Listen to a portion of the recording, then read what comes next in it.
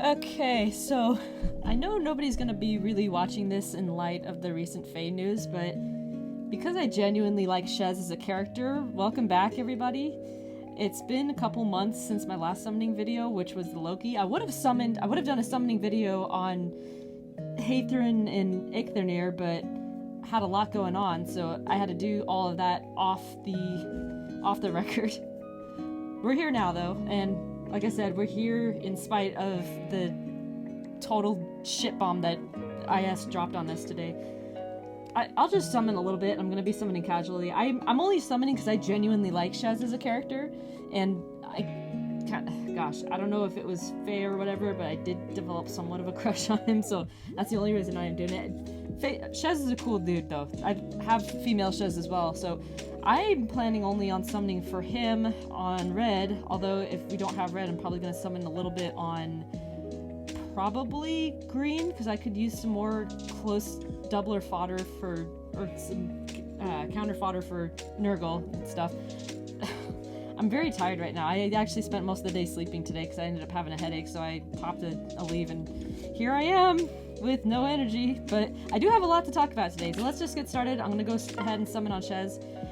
There was a lot of stuff that happened since the last time I started summoning. I know I mentioned last time we had lost one of our dogs. My brother ended up getting a puppy, and because we live together, the puppy's in the same house, so I've been adjusting to having this new little scamp running around. I love her, but definitely, oof, she's a lot of a handful. I actually forgot how much work puppies were.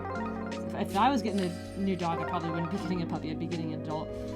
I've been dealing with that, and I think I do want to talk a little bit about in light of the news today that they released. I think that was a really stupid thing for IS to do, and I don't know if they realize this, but they kind of screwed themselves over right out of the gate. So they're saying, oh, well, you got to use the most recent 10 legendary heroes in order to actually score in the arena with the legendary hero to get those benefits.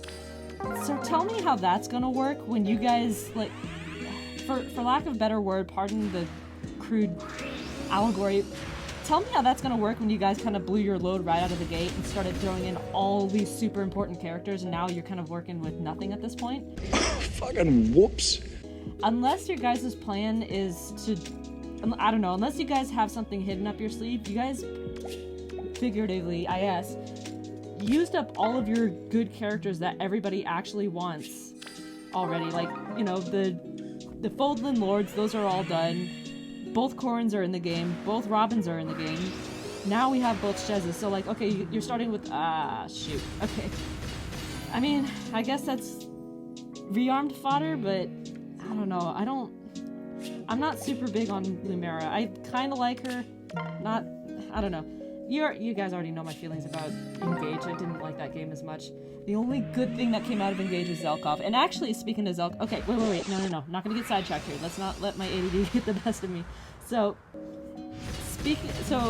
basically, when IS has already used all their big names right out the gate, even if you're saying, oh, you know, better summon on these to get the benefits, who's really going to do that if they don't like a certain character? And they pretty much used everybody that they could possibly use. There's nobody that is not in the game yet.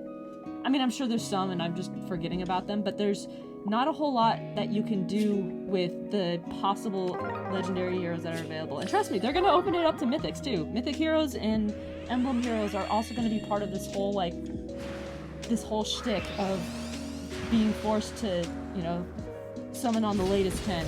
I think they're just dipping their toes in to see what the reactions are to this one.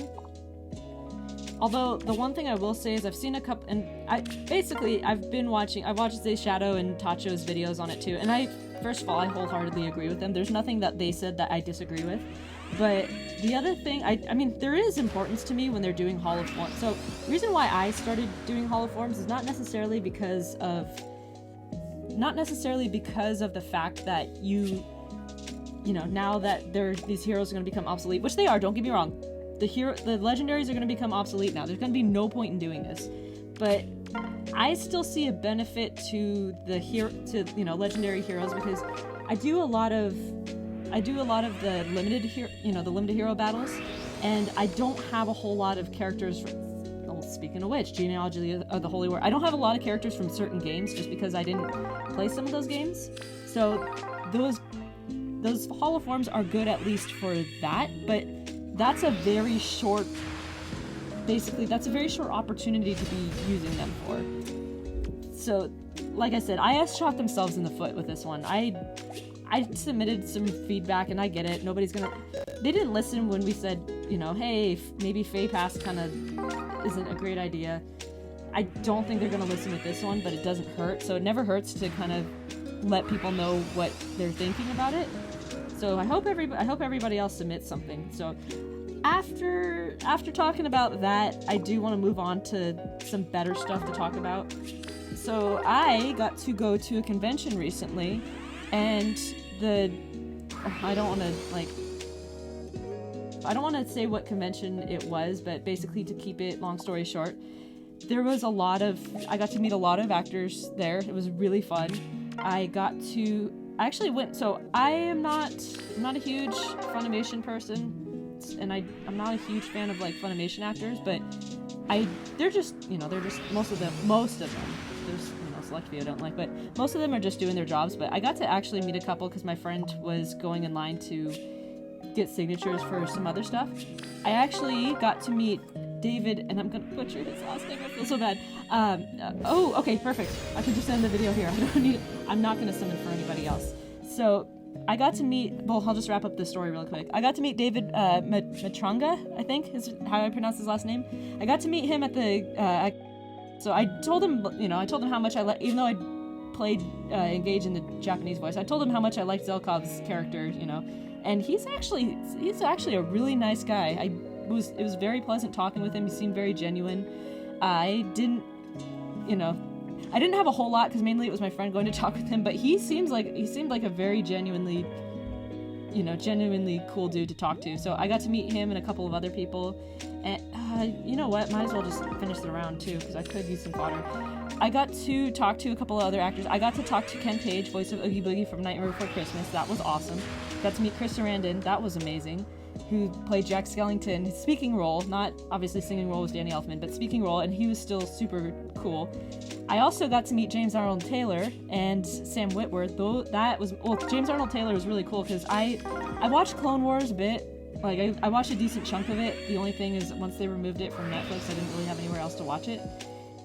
I got to talk to James Arnold Taylor about the Teenage Mutant Ninja Turtles movie though, the 2007 one, because that one's probably, besides the live-action Jim Henson ones, the TMNT 2007 is probably one of my favorite TMNT movies.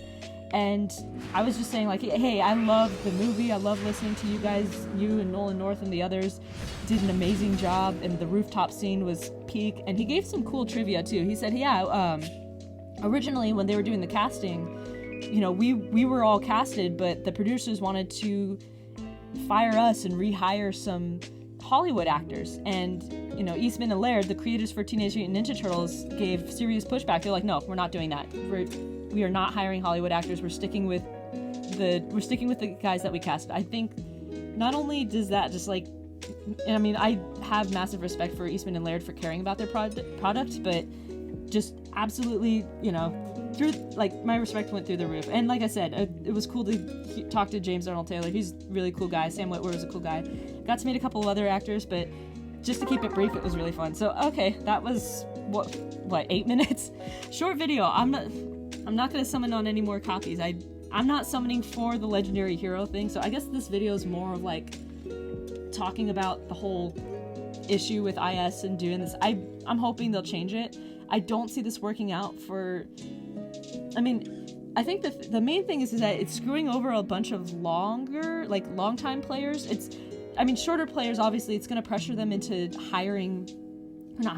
going to pressure them into trying to summon for the newer ones. I think everybody's losing all around, but the thing I don't think IS understands is that they're losing on this too.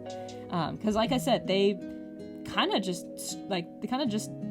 fucked themselves over with the fact that they already used big name heroes, and now they don't really have anybody who's going to have as huge of a draw, even if they try to put the pressure on them. So we'll see how that turns out. I'm not super optimistic, and I don't think it's gonna last. So I'll just cap this video out at 10 minutes, and hopefully I'll have more opportunities to talk about stuff that's happened. I'll see you guys later.